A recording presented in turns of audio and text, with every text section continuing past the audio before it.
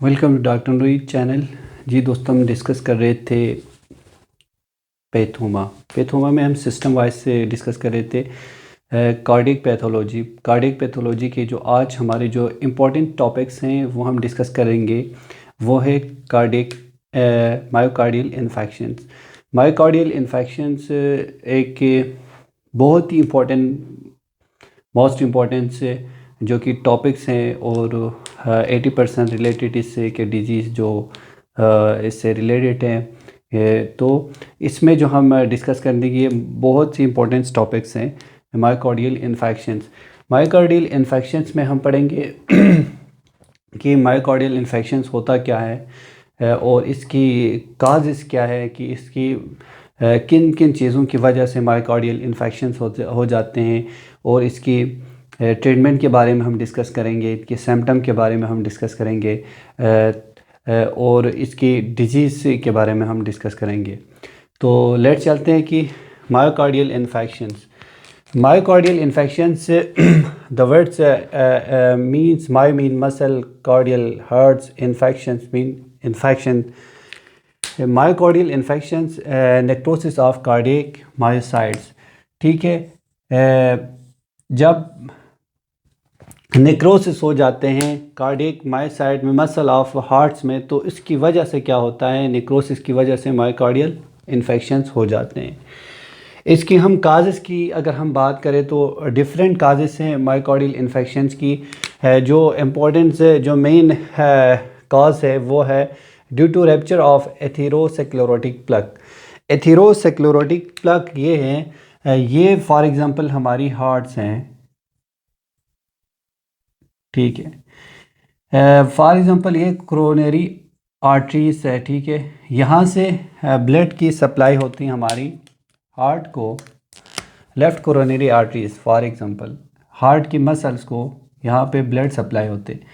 जब इसमें लिपिड्स की एक्यूमुलेशन हो जाते हैं, फैट्स या लिपिड्स की, ठीक है, तो ये कोरोनरी आर्टरीज की क्या हो जाता है, वेज़ोस्पाज़म हो जाते हैं।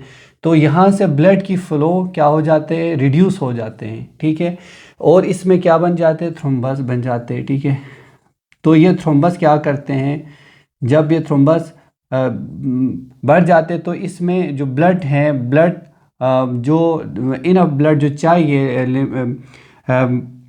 हार्ट्स की मायोकार्डियल मसल्स को जो चाहिए ब्लड उसकी मेटाबॉलिक फंक्शन के लिए, अगर वो ना मिले तो इसकी वजह से क्या होता है, मायोकार्डियल इन्फेक्शंस हो जाते हैं।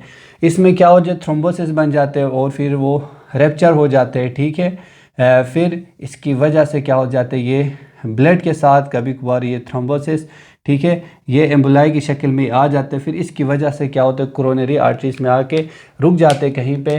फॉर एग्जांपल यहाँ पे रप्चर हो, ठीक है, यहाँ पे थ्रोम्बस बनी है, थ्रोम्बोसिस ये आके यहाँ पे कहीं पे फंस जाते हैं।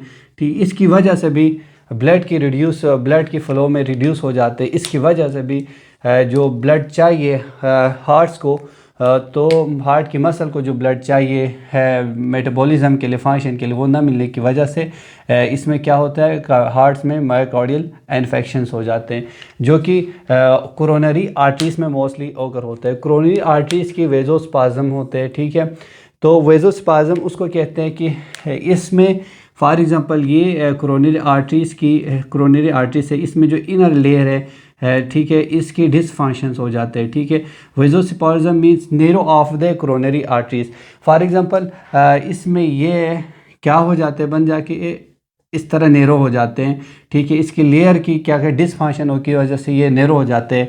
तो इसकी वजह से भी ब्लड की फ़्लो क्या होता है, रिड्यूस हो जाते हैं। इसकी वजह से भी क्या होता है, मायोकार्डियल इन्फेक्शंस हो जाते हैं। ठीक है, ये किसकी वजह से, कोकेन की वजह से। जब कोई पेशेंट्स या जो कोई शख्स है वो कोकेन ज़्यादा यूज़ करते हो, उसकी वजह एम्बोलाई की वजह से या वेस्कुलाइटिस की वजह से या कावासाकी डिजीज़ की वजह से ये मायोकार्डियल इन्फेक्शंस हो सकते हैं, हो जाते हैं। ये क्या है, मेन इसकी काजेज़ है। अगर हम सिम्टम की अगर हम बात करें, ठीक है, जिस पेशेंट्स में ठीक है, जिसको मायोकार्डियल इन्फेक्शंस हो, तो इसकी क्या सिम्टम हो सकते हैं।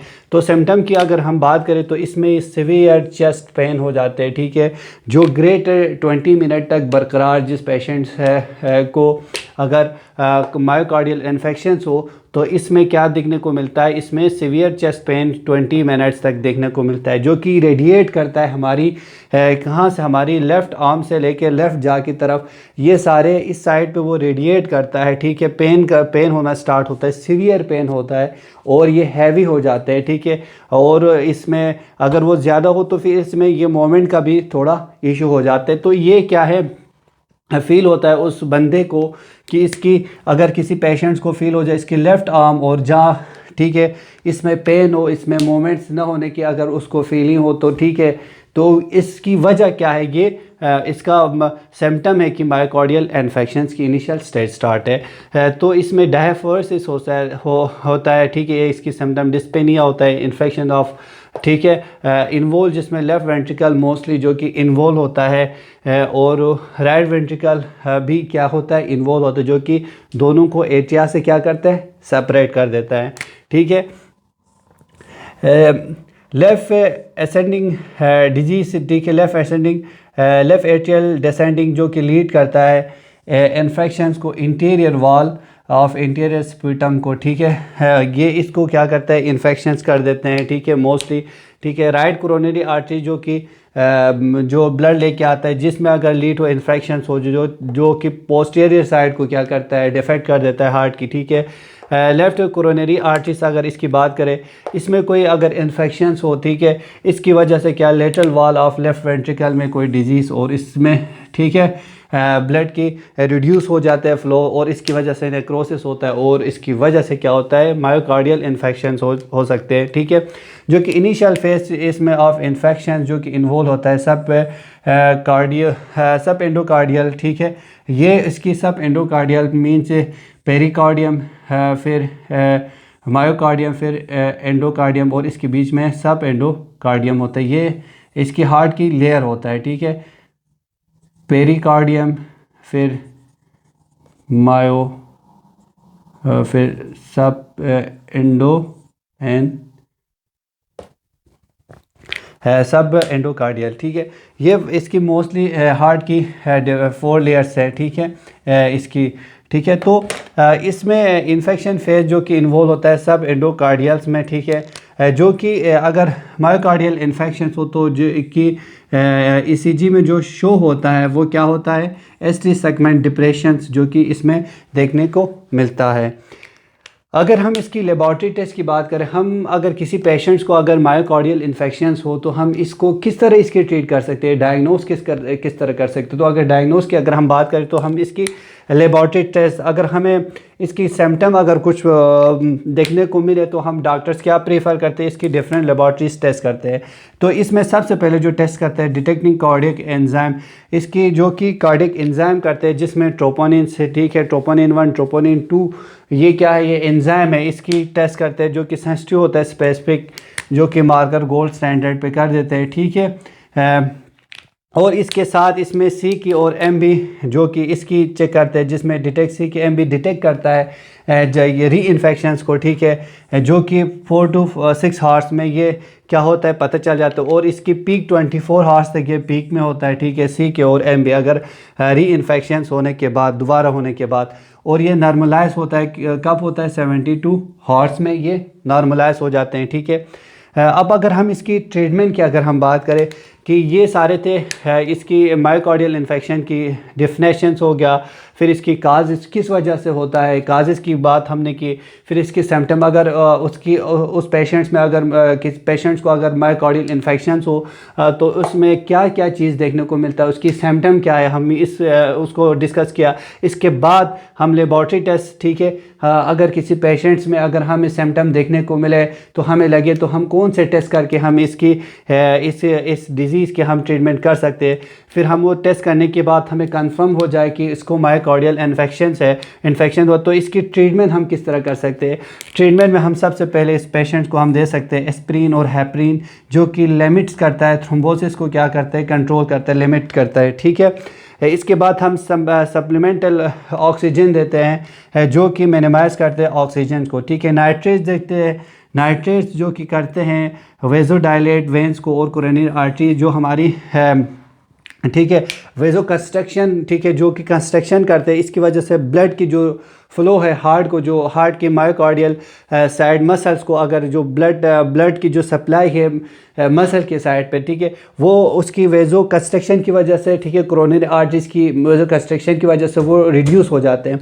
अगर इसमें नाइट्रेट देने की वजह से वो कोरोनरी आर्टरीज क्या होता है, वो एक्सटेंड वेज़ो डायलेट कर देते हैं वेंस, तो फिर इसकी वजह से उससे हम क्या कर सकते हैं, इसके ट्रीट कर सकते हैं कोरोनरी आर्टरीज, ठीक है। इसमें नाइट्रेट दे के वेज़ो डायलेट करके हम ट्रीट कर सकते हैं, ठीक है। बीटा ब्लॉकर देते हैं जो कि क्या करते हैं, बीटा ब्लॉकर जो कि हार्ट रेट को क्या कर डिक्रीज़ करते हैं, जो कि ठीक है, और ऑक्सीजन डिमांड्स जो कि रिस्क फैक्टर है एरिथमियास के लिए, ठीक है।